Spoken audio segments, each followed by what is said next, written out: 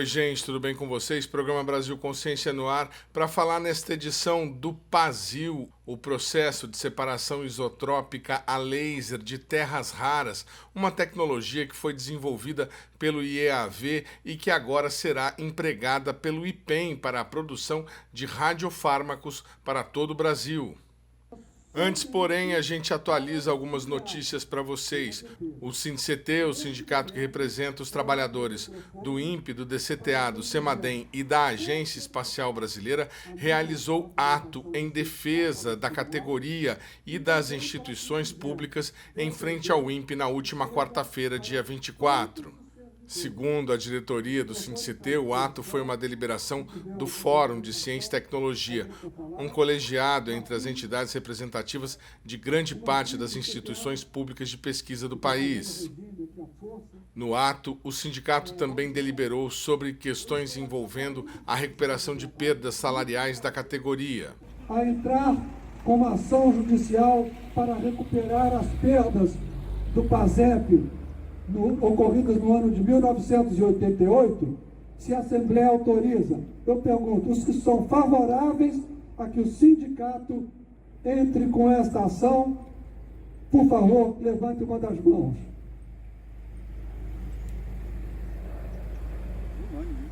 Por unanimidade. Todas as deliberações foram aprovadas durante a Assembleia e o sindicato vai encaminhar o processo para tentar a recuperação das perdas. O presidente da Agência Espacial Brasileira, Marco Antônio Chamon, deu entrevista ao Mundo Geo durante a última semana e falou sobre alguns assuntos envolvendo o Programa Espacial Brasileiro, entre eles a questão do orçamento para a agência, que vem diminuindo nos últimos anos. Chamou. Bom, basicamente, né, os orçamentos, para ser muito honesto, vamos diretamente ao ponto. Os orçamentos do Programa Espacial, se você olhar nos últimos 20 anos, eles têm altos e baixos, mas eles têm uma tendência de decréscimo. Os orçamentos têm ficado menores. Os projetos, não. Os projetos continuam ambiciosos, né, em muitos aspectos, e o que acontece é que o perfil deles se alonga. Os projetos demoram mais tempo porque você tem menos recursos no sistema. Por outro lado, o que tem acontecido é o seguinte, cada vez mais o governo tem se preocupado com a questão do programa espacial. Tá? Isso não tem se refletido ainda nos orçamentos, isso é verdade, mas ele está preocupado com a questão do programa espacial e está preocupado com a questão das indústrias nacionais, né, das empresas nacionais do programa espacial, porque é daqueles setores de alta complexidade tecnológica. Então, são setores no qual o valor agregado aos produtos é muito alto. Né? O quilo, para usar uma expressão muito antiga, né? O quilo de material eletrônico costuma valer um pouco mais do que o quilo de café. Então, porque o agregado tecnologicamente é maior. Sem querer dizer que, obviamente, sem desprezar a tecnologia que existe no agro brasileiro, que é das melhores do mundo. Mas o governo tem se preocupado com áreas de intensidade tecnológica alta. Não é apenas o programa espacial, nanotecnologia, semicondutores, comunicação quântica, inteligência artificial. Então, são áreas nas quais a intensidade tecnológica é alta. Então, o governo preocupado com isso aparece em 2023, também porque as empresas estavam precisando de um fôlego, aparece em 2023, na realidade o edital é do ano anterior, aparecem contratos substanciais para a área espacial, diretamente nas empresas, da ordem de 600 milhões de reais foram contratados, né? Tanto para foguetes quanto para satélites. Então, isso, e poderia ter sido mais, não fosse a situação da Avibras, não sei o quanto os que nos escutam sabem disso daí, mas a situação da Avibras é de recuperação judicial, e nessa condição ela não pôde ser contratada pelo Estado, porque ela foi, na realidade, a mais bem classificada do edital para foguetes quando ele apareceu. Então, ela não foi contratada, então foram contratados 600 milhões, mas poderiam ter sido 800. Então, é um volume bastante significativo do Fundo Nacional de Desenvolvimento de Ciência Científica e Tecnológico, o FNDCT que você mencionou, né, que é um fundo do Ministério de Ciência e Tecnologia, que foi criado há bastante tempo já, com a ideia de reduzir dependência tecnológica, não só na área espacial, em qualquer área do país. Inclusive, parte do orçamento, a maior parte, né, 75% do orçamento desse fundo, do dinheiro que vem para esse fundo, vem de um imposto sobre importação de tecnologia.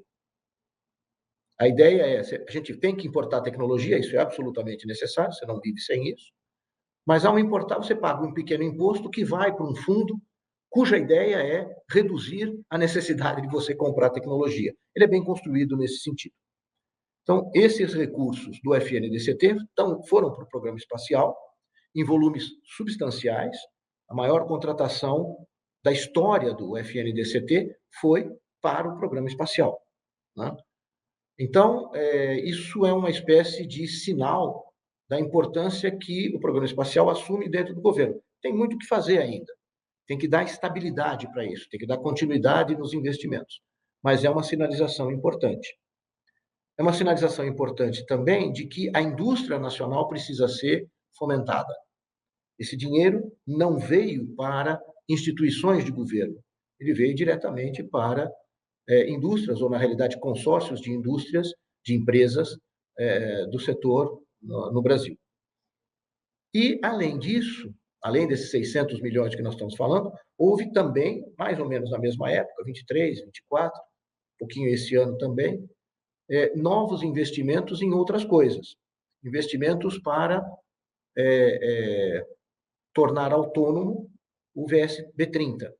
Desculpem as siglas, mas basicamente é o seguinte: o Brasil tem um dos melhores, na minha opinião, o melhor foguete suborbital do mundo, que é o VSB-30, sigla. E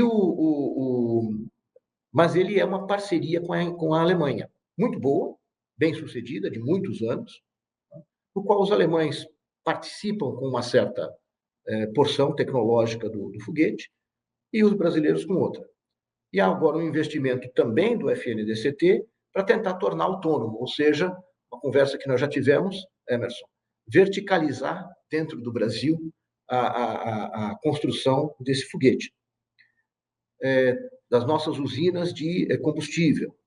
Enfim, tem havido um crescimento via FNDCT, é verdade, não é o orçamento direto do programa da AEB, mas é o orçamento do programa espacial como um todo. Tem havido grandes investimentos.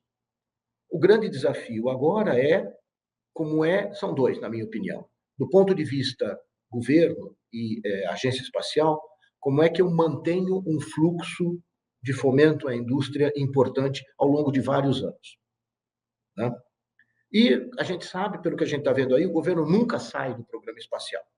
Ele nunca é totalmente sustentável dentro da indústria. O governo ainda é um grande cliente do programa espacial, mas a ideia é que ele não seja o único. Então, a primeira coisa é como é que eu mantenho o governo como um cliente importante do programa espacial, e a segunda ideia é justamente essa: como é que eu mantenho o governo como um cliente e não o cliente? Como é que eu faço para que as empresas cada vez mais se tornem não autônomas ou sustentáveis, porque na área espacial você tem muito de governo ainda, mas como é que isso saia do cliente único governo e se transforme num negócio, realmente. Então, esses são os dois grandes desafios que nós temos.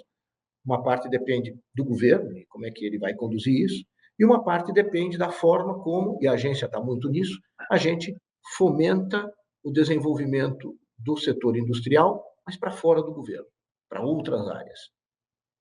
Chamon também defendeu a criação da empresa pública Alada e seu papel no programa espacial brasileiro. Sim, a Alada ela foi criada, agora eu já nem lembro direito, mas acho que ela foi criada este ano ainda, ou no ano passado e sancionada este ano. Final do ano passado, sancionada a lei este ano. E a ideia da Alada é mais ou menos a seguinte: ela cresceu, há bastante tempo é discutida a Alada, né? Ela cresceu como, desde o passado, com a ideia de que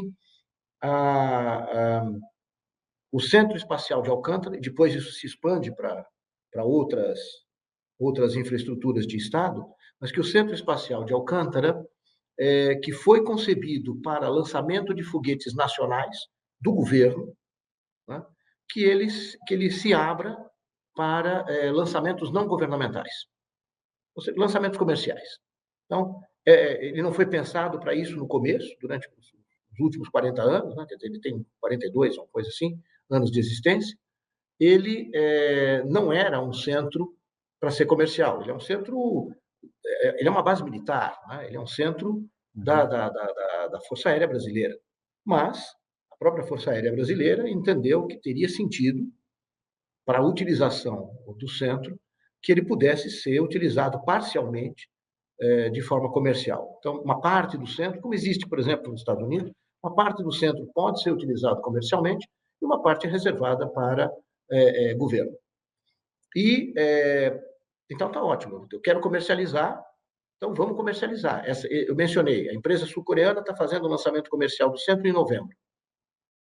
Ótimo. Ela tem um contrato com a Força Aérea Brasileira para fazer esse lançamento. A Força Aérea Brasileira não pode cobrar, o Estado não pode ter lucro. Isso é uma regra geral, não é do espaço. O Estado não pode ter lucro. Então, eu não tenho como cobrar do sul-coreano preços internacionais de lançamento. Então, eu cobro minimamente os custos para cobrir os custos daquilo que ela está usando, não os custos da base como um todo, daquilo que ela está usando e só. Isso não é viável. Né? Isso daí, comercialmente, isso não é viável. Então, a Lada foi criada originalmente, ela é mais do que isso hoje, mas ela foi criada originalmente para ser uma interface comercial. Ela é uma empresa estatal. Pensa na Petrobras. Não é a mesma coisa, mas pensa na Petrobras.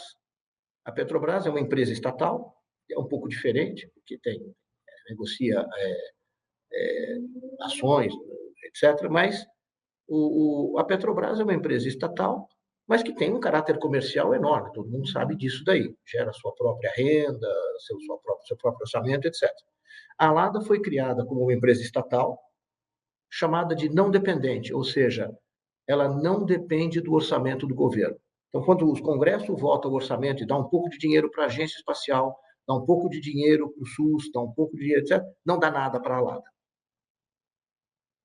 A Lada tem que, de alguma forma, gerenciar, criar seu próprio orçamento. Como ela no começo não consegue fazer isso, ela foi criada como uma subsidiária de uma empresa que já faz isso, que é a Nave Brasil, né, que recolhe seus próprios recursos a partir da exploração de serviços em aeroportos. Ela é criada como uma subsidiária dessa Nave Brasil, para que nos 2 primeiros anos, 3 primeiros anos, etc., ela comece a se organizar e comece a vender seus serviços. Mas em algum momento a gente espera que ela vire uma empresa autônoma, se desligue da Nave Brasil, mas continue não dependente, ou seja, continue gerando seu próprio orçamento. Como é que ela vai fazer isso? Ela vai fazer isso, entre outras coisas, alugando o espaço da base.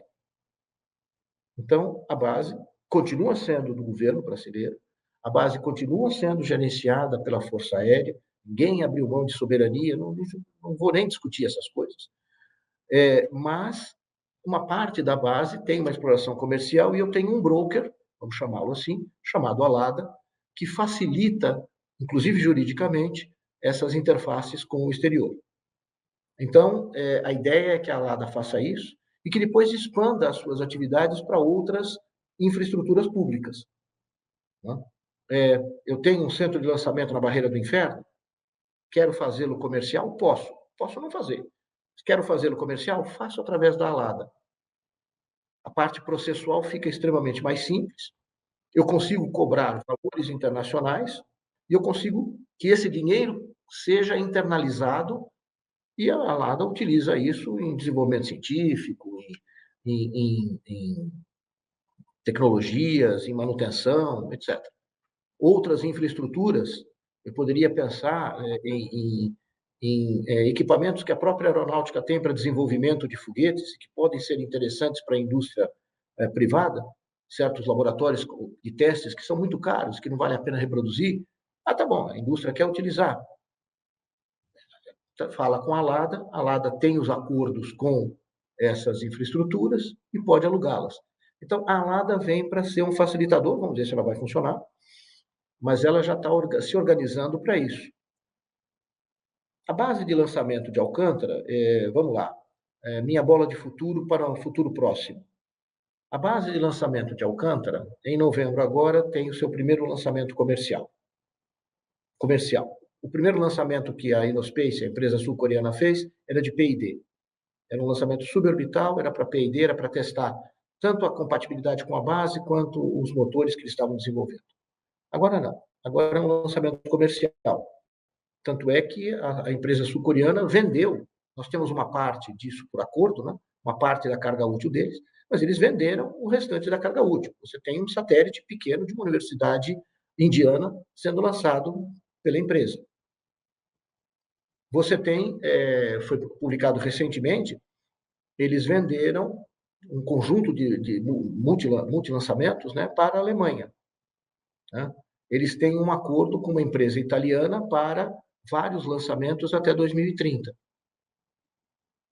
Então, eles vão fazer esses lançamentos da base de Alcântara, a gente espera que sejam bem-sucedidos, e nesse momento em que o primeiro lançamento é bem-sucedido, né, a gente espera que isso atraia suficientemente a atenção para Alcântara, que já é naturalmente uma região que é privilegiada, né, próxima do Equador, estabilidade geológica, o clima previsível, etc., etc., etc., para permitir que o pessoal venha e comece a se interessar por lançar de Alcântara. E aí a gente ter um ciclo que eu espero que seja virtuoso, no qual os recursos que são obtidos por esses lançamentos, pela exploração da base, sejam reinvestidos no programa espacial.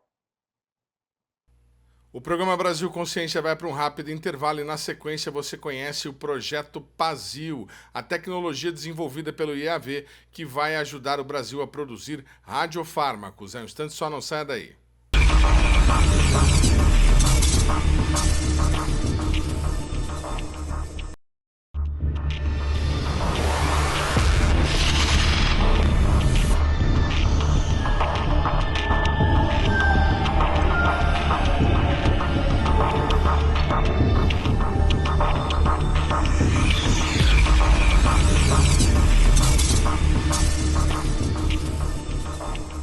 Segundo bloco, o programa Brasil Consciência de volta e a gente mostra para vocês agora o projeto PASIL, o processo de separação isotrópica a laser de terras raras, uma técnica desenvolvida no IEAV, o Instituto de Estudos Avançados da Aeronáutica, que fica em São José dos Campos. A tecnologia foi baseada na experiência do IAV com os estudos para a separação de urânio e agora será repassada ao Instituto de Pesquisas Energéticas e Nucleares, o IPEN da USP, que produz radiofármacos para tratamento de saúde para todo o Brasil. Essa não é a primeira vez que o Brasil Consciência visita o IEAV em São José dos Campos. Nosso primeiro contato com a instituição aconteceu em 2020, quando nós fizemos o vídeo a seguir.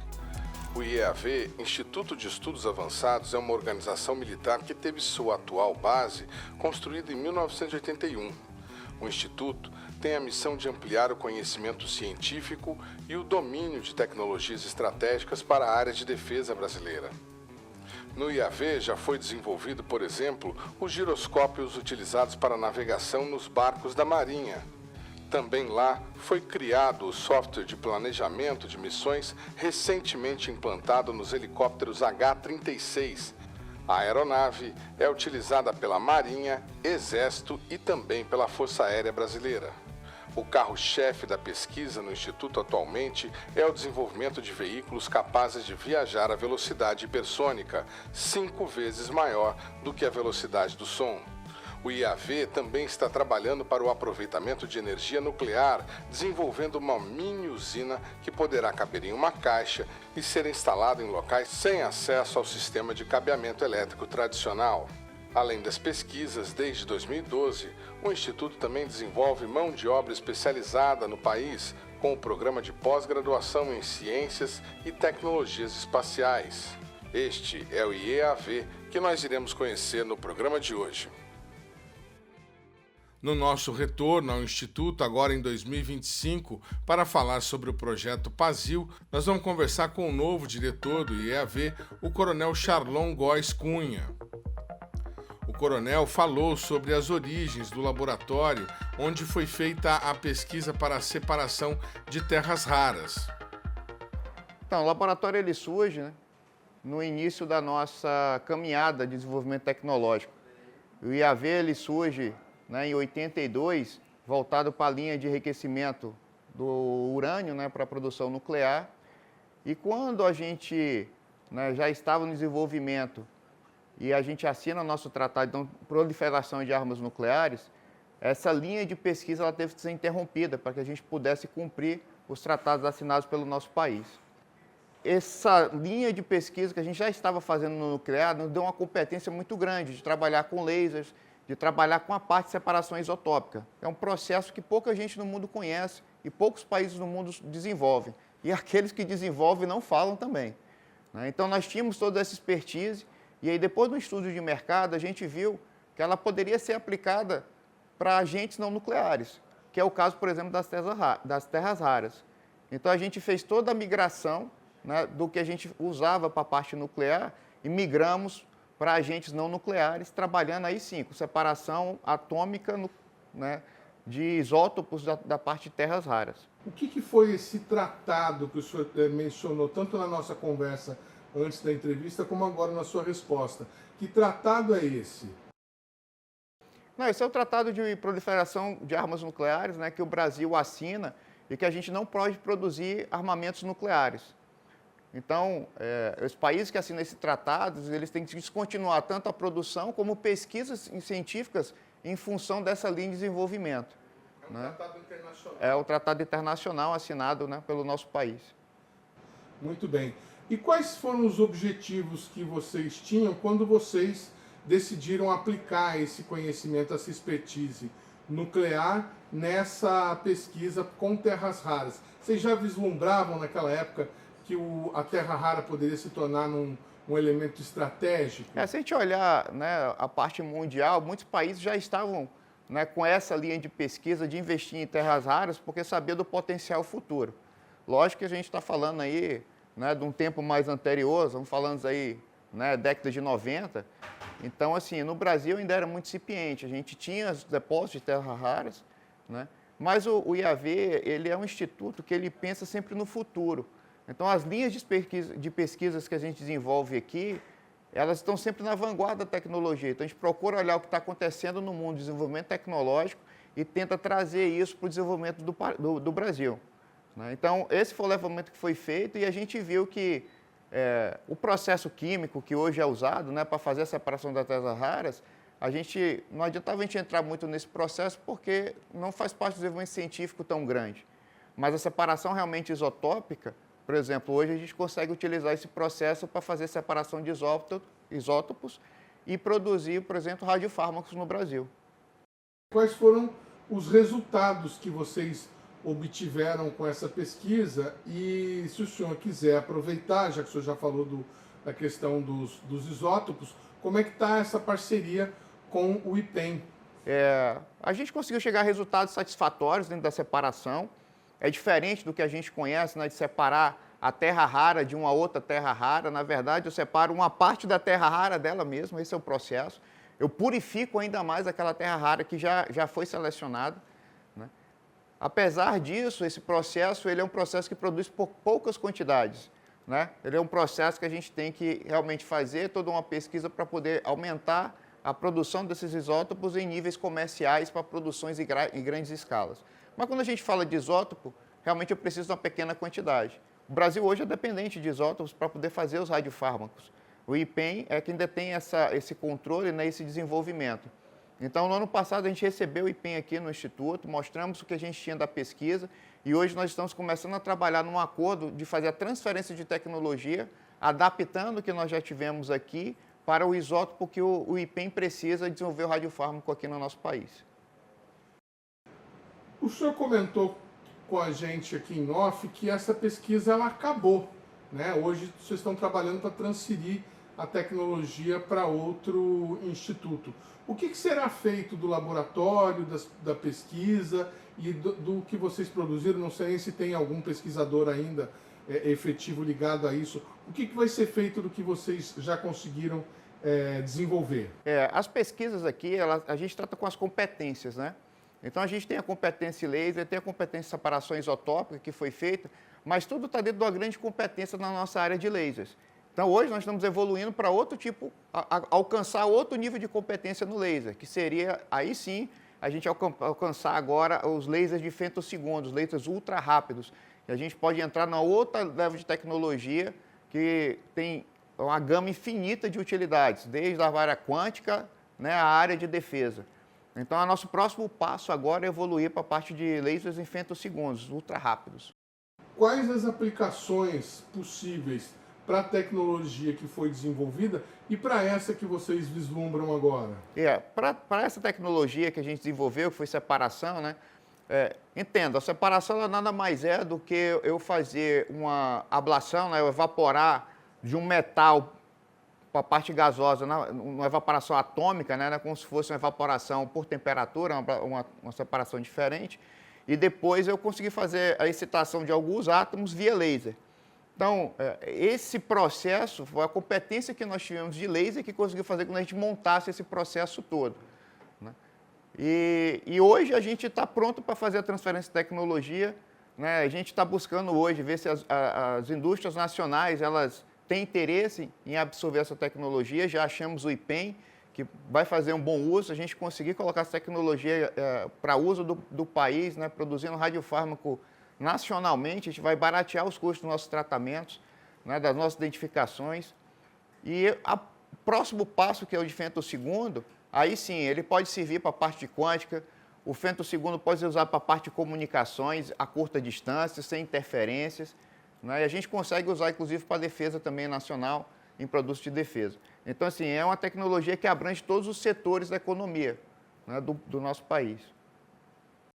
Qual que é a relação dessa técnica usando laser com os fundadores do Instituto? Quando a gente estuda esse envolvimento, né, desenvolvimento da parte de defesa com desenvolvimento nacional, basicamente toda grande tecnologia que entra no mercado, ela é oriunda de uma necessidade de defesa. A defesa é a grande incitadora, a grande iniciadora do processo, né, de desenvolvimento tecnológico, porque esse é um dos pilares de você se sobressair, né, de você ter uma capacidade dissuasória em cima de um outro país, em cima de outra grande potência. Então, isso está sempre voltado para cá. Então, como ia ver, ele começa, né, lá atrás, nessa parte nuclear, né, com desenvolvimento, né, para uma área de defesa especificamente, né, mas a gente vê que isso tem todos os spin-offs que a gente consegue tirar para a área realmente, né, nossa área de industrialização do país. Então, tudo que o EAV faz hoje, ele tem um envolvimento com a defesa, né, mas todos os produtos eles têm sua dualidade, né, e esse é um grande exemplo, né? A gente veio de uma tecnologia lá atrás que era realmente voltada, foi um instituto criado dessa forma, e quando a gente viu que a gente precisava, né, ter um renascimento, né, por causa dos tratados, a gente viu que a gente tinha capacidade de aproveitar tudo o que a gente fazia para um uso dual, né, que é o caso do PASIL hoje, né, do nosso desenvolvimento de separação isotópica. Nós também fomos conhecer o pesquisador José Wilson Neri e o laboratório de fotônica onde o projeto foi desenvolvido. Então, o IAV ele tem várias divisões, essa aqui é a divisão de fotônica. Então, fotônica são 3 prédios. Este prédio, onde consta o processo de separação de isótopos, ele faz parte da área de processamento de materiais com laser. Tá? Como a divisão é a divisão de fotônica, então a gente estuda o que acontece com o material quando você incide luz em cima dele. Fotônica basicamente é isso, é estudo relacionado com luz. Tá? Então, a separação de isótopos nada mais é que você também tratar o material com luz. Né? Isso tem alguma relação com aquelas projeções, com aqueles projetos que o Coronel Amarante tinha no começo para fazer separação de urânio usando laser? Então, o interesse sempre, desde a época de 1980, mais ou menos, que quando o laser ele começou em 60, mas em 80, quando ele começou a se destacar como uma ferramenta para praticamente tudo, havia a necessidade de se estudar separação de elementos do tipo urânio.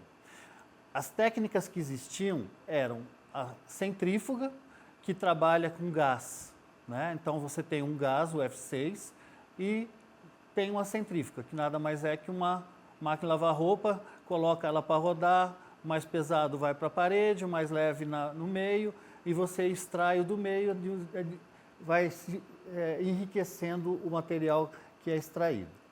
Existia também o processo, nessa época, que é através de uma membrana. Então, você tem uma membrana com um determinado diâmetro de furo, no qual você põe pressão de um lado, em cima do gás, e ele atravessa essa membrana. Então, o 235, ele é menor do que o 238, né, de urânio. Então, você passa mais urânio 235 por essa membrana do que 238 e devagarinho você vai enriquecendo. Só que são processos que trabalham só na fase gasosa de material. E aí, na época, existia a possibilidade de se trabalhar com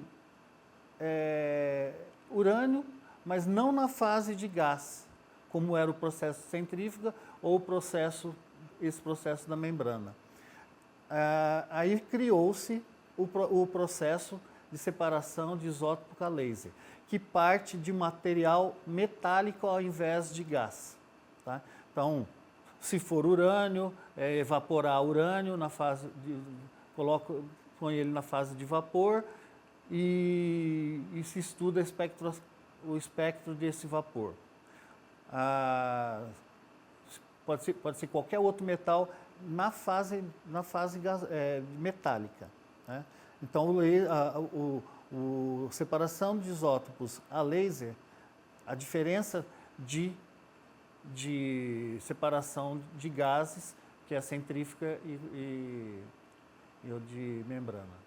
E como que foi o começo desse processo, desse estudo, esse projeto PASIL, para usar essa técnica de separação isotópica com laser para terra rara? Então, o processo de separação via lasers, em 2005 existia esse processo via laser, só que em 2005 ele foi... o Collor, na verdade, foi na época do governo Collor, ele simplesmente falou: não se estuda mais separação de isótopos de urânio. Então, houve uma determinação do governo que, para se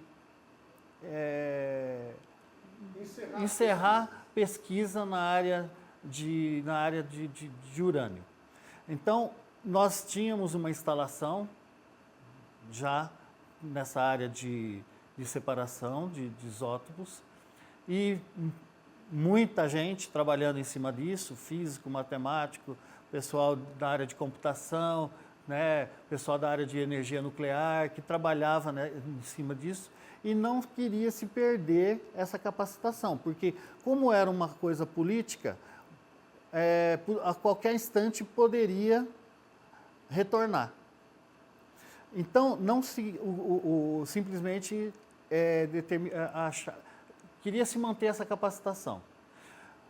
Aí, então, em 2005, encerrou-se o projeto de separação de urânio e tinha-se que estudar alguma coisa com toda aquela instalação que tinha. E aí o nosso gerente, na época, o Dr. Nicolau, ele tinha uma cooperação muito grande com o IPEM, né? O nosso laboratório tinha uma cooperação.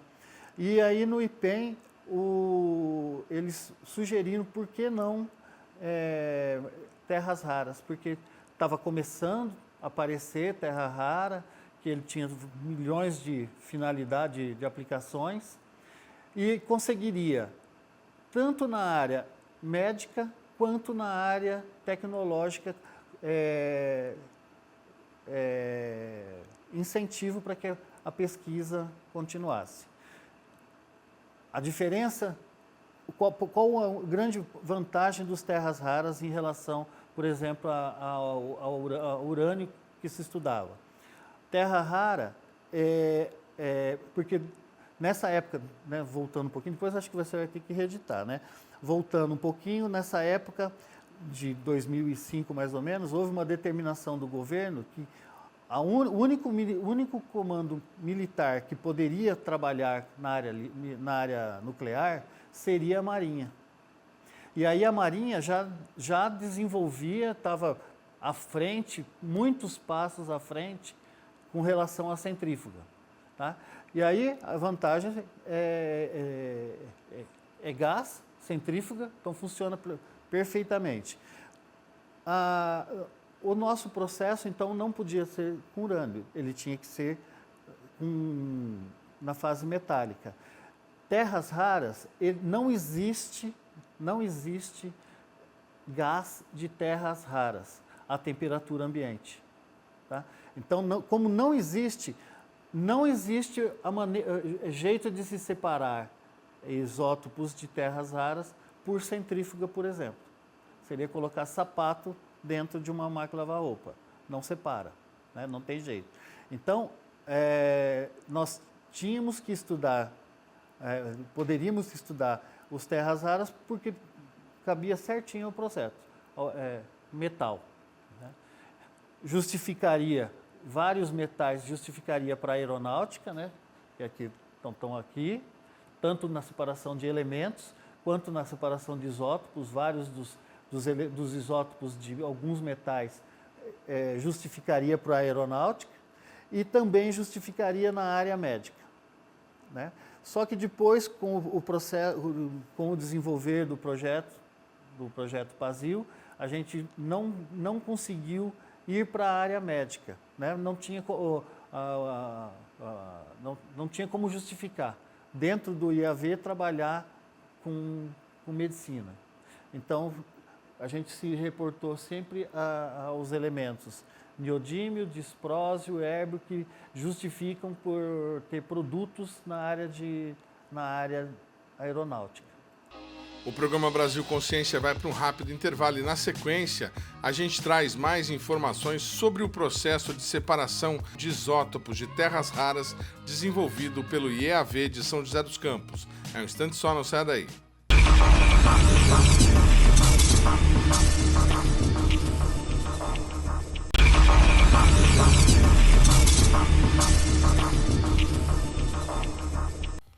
Terceiro bloco, e a gente continua falando sobre o processo de separação isotrópica de terras raras desenvolvido pelo IEAV e que será destinado ao IPEM de São Paulo para a produção de radiofármacos. A gente conversa com o pesquisador José Wilson Neri. Terras raras, eles são 17 elementos, tá? Eles são 17 elementos, tem aqui a tabela periódica, eles são 17 elementos que constam da tabela periódica. São elementos fundamentais para toda a área de tecnologia que existe. Tudo que você pensar, na área nuclear, na área de medicina, na área aeronáutica, na área de motores, na área de mecânica, tudo que se pensa, bateria, tudo que se pensa hoje em alta tecnologia, hoje ela utiliza se pensa em terras raras. Monitor, diodos, lasers, tem lasers de neodímio. Neodímio é um dos terras raras, né? Um dos lasers mais utilizados hoje, lasers de alta potência, são lasers de neodímio. Então, tudo que se pensa em tecnologia se pensa em terras raras. O processo PASIL, basicamente, ele justificou-se né, porque tinha que se justificar para a aeronáutica o gasto no projeto, o desenvolvimento do projeto, em cima de alguns desses terras raras. O principal foi o neodímio. Mas como a gente tinha também neodímio, érbio, que é na área nuclear, o érbio na área nuclear, o disprósio na área de ele também ele tem um potencial grande para trabalhar em ímãs também. Então a gente propôs o neodímio, que eles são utilizados em radar, os superímãs de neodímio, baterias de satélite. Se pensa em ímã, se pensa em motor, então se pensa em turbinas, né? Lasers, contramedida, tudo tem terra rara. O processo, o principal carro-chefe do Pazil era o neodímio. O neodímio 146, que é um dos isótopos do neodímio, quando ele é colocado no reator, ele se transforma em promessio 147. O promessio 147 é utilizado para bateria. Qual a vantagem da bateria com um elemento desse? Os satélites hoje eles têm baterias nucleares, só que baterias nucleares à base de material tipo urânio, plutônio, né, que quando não tem sol, eles têm que ter uma bateria para ficar 20 anos lá em cima, né? Quando esse satélite, depois de 20 anos, ele cai, nós temos o quê? Um lixo atômico, porque era de urânio, uma bateria de urânio, de plutônio, ou seja, qualquer outro elemento radioativo. Então, quando o processo Pazil começou e foi justificado pela bateria de neodímio, na verdade é o promessio, a vantagem, o tempo de vida dela é da ordem de 5 anos, tempo de meia-vida. Então, se eu colocar um satélite com uma bateria dessa de neodímio, se depois de 5 anos o satélite cair, depois de 10 anos, você não tem um elemento radioativo lá que possa contaminar o chão ou qualquer coisa parecida com isso, né? Então, então justificou-se pelo neodímio.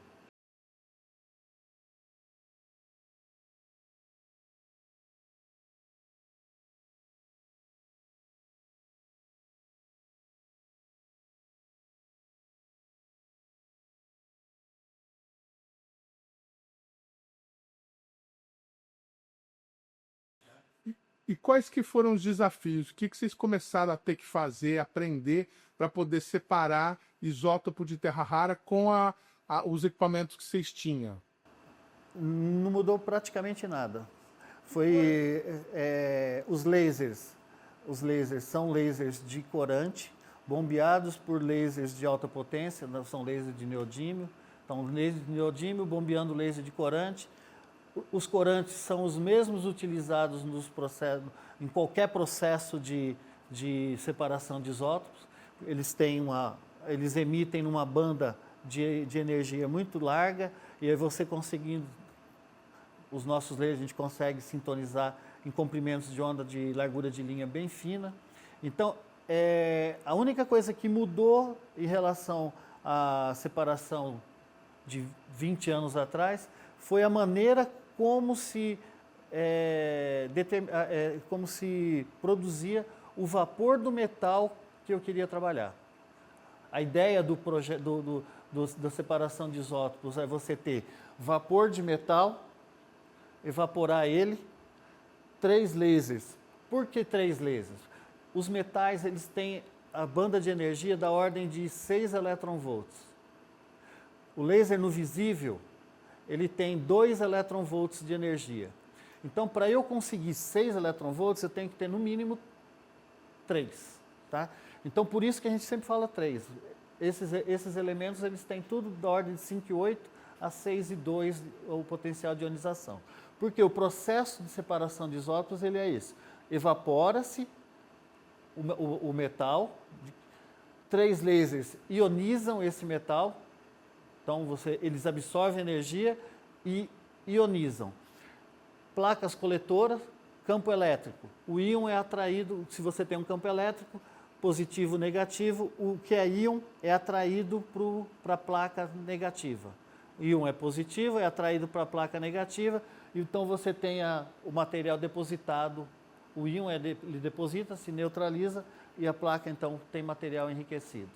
Né? Então o processo ele é muito simples, então é um laser que evapora o material, 3 lasers que ionizam e um sistema de coleta de material que nada mais é que um campo eletromagnético.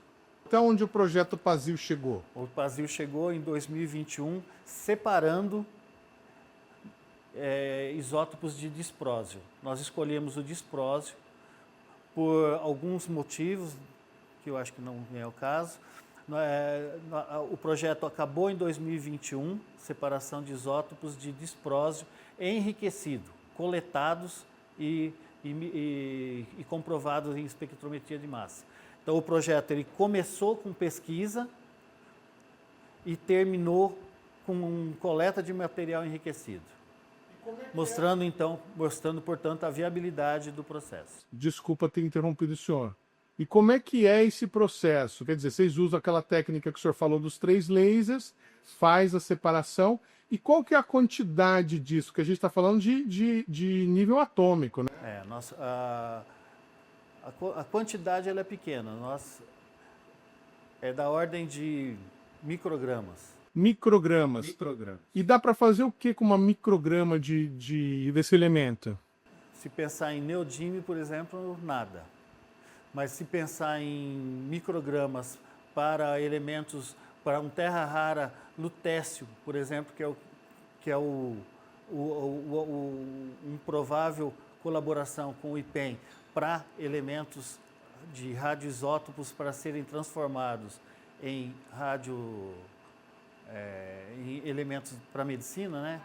Radiofármaco, microgramas é mais do que o suficiente. O processo PASIL, ele se justificou em neodímio, disprósio, érbio e térbio. Os 4 elementos nós estudamos. E fomos até o fim da pesquisa. Coletamos em disprósio, mas poderia ser em qualquer um desses elementos. Para o IPEM, há interesse num outro elemento de terra rara, que é o lutécio, ou o itérbio, o itérbio 176, que a gente também enriqueceu. O itérbio, tanto faz, para o reator, no reator de IPEM, tanto faz colocar lutécio quanto o itérbio 176, ele irradiado, ele se transforma em lutécio 177, que é utilizado para terapia de câncer. Por telefone, nós conversamos com o pesquisador do IPEM e líder do projeto do reator multipropósito brasileiro, José Augusto Perrota, que falou sobre o aproveitamento da técnica desenvolvida no IEAV para a produção de radiofármacos e para a ampliação do portfólio do novo reator multipropósito brasileiro. Uma das formas de fazer alguns dos radioisótopos é através da ativação com nêutrons que é feito no reator, né, que vai ser o AMB. E depois se processa, se adequa para entrar para a radiofarmácia, né? Certo. E então, o que acontece? Para você ter uma qualidade no radioisótopo que você está produzindo, né, o que a gente chama de atividade específica alta, a gente tem que ter o teor isotópico do que a gente está irradiando alto, né, porque às vezes o teor isotópico é muito baixo. Então, o enriquecimento isotópico de isótopos estáveis é uma coisa importante na cadeia aqui de suprimento do RMB para a radiofarmácia, a medicina nuclear. Então, uma das técnicas de enriquecimento isotópico de isótopos estáveis é por laser, que é o projeto do CTA, né? Do IEAV. Do IAV, desculpa. Né? E então isso a gente tem interesse para isótopos estáveis a gente ter um teor isotópico melhor para poder fazer uma atividade específica maior para aplicação na medicina nuclear. Então, é isso que a gente está vendo com eles, né? E eles, de certa forma, têm a tecnologia, né? E a gente querer entender um pouco, né? É isso, né? Então, faz parte dessa cadeia de suprimento mais adiante para a medicina nuclear.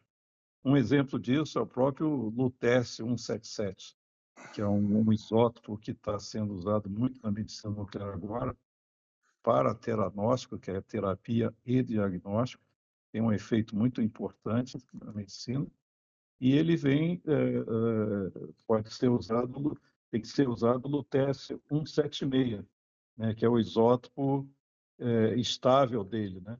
Só que o isótopo do lutécio-176, ele tem muito pouco, só tem 2%, por exemplo, de teor isotópico. Então, a gente tem que crescer o teor isotópico, isso com enriquecer, né? Enriquecimento isotópico. E é isso que a gente está buscando. Existem outras técnicas, né? Mas o laser é uma das técnicas, né? E aí, em que pé que está isso nesse momento? Vocês ainda estão em tratativas? Já foi estabelecido alguma coisa? Tem Não, algum prazo? não, ainda não. Ainda está. Na realidade, é da CENEM, né? Da Comissão Nacional de Energia Nuclear, que é o RMB da CENEM, com o IAV, né? Então, está nas tratativas, estão chegando lá próximo, né? A gente tem discutido tecnicamente, né? O pessoal técnico discute, né? Das possibilidades e tudo mais. Mas o acordo ou como vamos fazer isso ainda não totalmente decidido, não. Tá? Eu, eu conversei com o professor Rubens, Sim. na verdade, pesquisador Rubens, né? Que faz uma pesquisa aí com separação de terras raras. Isso. E ele disse que ainda não chegou no nível de pesquisa, mas que teria todo o interesse. Quer dizer, depois que fizer esse entendimento, aí vai distribuir aí para as linhas de pesquisa de quem talvez tenha interesse de aproveitar a técnica. É porque, na realidade, é assim, né? O que a gente busca para o RMB são vários isótopos estáveis, né? Não só terras raras, né? Sim, A técnica é porque é diferente, por exemplo, da técnica de enriquecimento isotópico do urânio. sim, Enriquecimento de urânio, você tem que enriquecer toneladas, né, para fazer combustível. Aqui a gente está falando de gramas de material. É pouco, é muito pouco, porque o que a gente ativa são átomos, né, vamos dizer assim. E as atividades, nós estamos falando de quantidades bem pequenas em grama, microgramas, assim. E então a técnica é importante não só para a pesquisa, mas mesmo a pesquisa dela pode gerar quantidades que são importantes na medicina nuclear. É por isso que é atrativo para a gente. E não se restringe a terras raras, né? A gente sempre está olhando para toda a gama de isótopos estáveis que pode gerar algum radioisótopo para a medicina. Então, é mais expansivo do que somente as terras. Terra rara é o primeiro ponto, porque o IAV estava, no passado, estudou terras raras, né? certo. Então, já existe um estudo prévio, né? Então, é isso, né? E aqui o IPEM tem um centro de laser importante também, né? Mas só que os nossos lasers são de outra característica, né? Mas o conhecimento da técnica de laser vamos dizer, ciência e tecnologia de laser é conhecido aqui também do IPEM, né? Então, essa junção para um objetivo específico que é o RMB, né? Para ter uma aplicação efetiva depois lá para aplicação na saúde, né? Então a Muito gente interessante isso, Edmond, né? Juntar os esforços, né, assim, que existem de pesquisas nacionais, né, depois para um objetivo bem determinado, né? Não, é interessantíssimo, uma pesquisa que já tinha até acabado, né? E É. agora poder ser aproveitada. Mas então quer dizer que a gente pode aguardar, pode imaginar que ela começa a ser aplicada quando tivermos o RMB. Não, isso tem que ser antes, né? Porque ela pode ser aplicada antes, porque aqui nós temos um reator, né? Sim, E nós estamos fazendo radiação de lutécio hoje, né? Que está fazendo o teste. Mas é lutécio ou natural ou importado. E nossa perspectiva do RBB é sempre buscar autonomia, né? Porque a gente tem capacidade nacional, né? De buscar essa autonomia. Então, assim, o desenvolvimento começa e tem uma aplicação direta aqui no que a gente faz aqui no IPEM, né, para testar no nosso reator, né? E isso depois vai virar um processo que vai ser, vamos dizer, em escala maior para no RMB, porque aí os volumes e o nível de fluxo é bem maior, né? Então as quantidades que a gente fala é de suprir a demanda nacional, né? É isso. Hoje é importado esse material, por exemplo, o Tesla, né? É caríssimo. Então, cada dose aí de negócio, cento e poucos mil reais. É caro, né? E aí, com essa técnica do laser, seria possível fazer a obtenção aqui. O laser é uma das técnicas de enriquecimento isotópico, né? Existem várias, né? Mas o laser é uma, e foi o que eles estudaram aí no passado, né? Já está pronto, né, digamos assim. Mais ou menos, né? É porque eu falo, cada isótopo é uma vida um pouco diferente, né? Um elemento diferente, né? Então tem que ajustar parâmetros, tem que fazer análise teórica, né? Uma série de coisas. Mas vamos dizer, o roadmap, o caminho, né, para isso existe, né? O programa Brasil Consciência de hoje vai ficando por aqui. Você que quiser conferir os demais conteúdos produzidos pelo SINDCT, nossas redes sociais estão na tela nesse momento. Dúvidas, críticas, sugestões, nosso e-mail é sempre o caminho para o contato com o nosso programa. A gente volta na semana que vem com mais uma atração inédita para vocês.